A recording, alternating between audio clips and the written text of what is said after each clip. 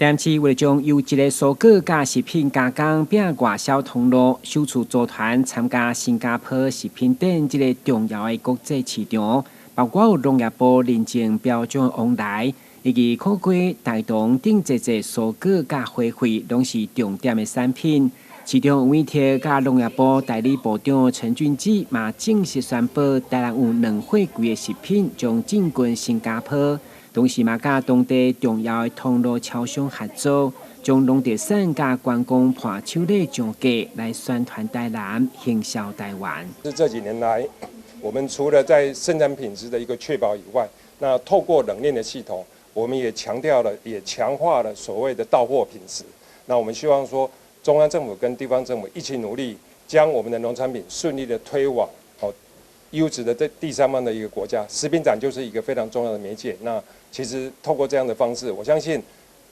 未来对于我们台湾农民本身的一个生产，一定会更有它的一个动力。在食品展的过程中，能够让各国的买家，能够让各地的消费者能够品尝到优质的台南的农特产品，所进而喜欢它。第二个，我们也已经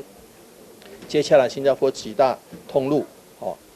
超市，能够让台南农特产品上架，直接在第一线面对他们的消费者。因此呢，我相信这是一个非常好的开始。今年新加坡国际食品展4月23到26日将登场。记者会现场所呈现的，嘛拢是准备伫当地向贸易商、通路商、批发业者所销售产品，积极来抢占亚太加国际市场，同时推广观光相关的产业以及所得。咱的新闻管制采访报道。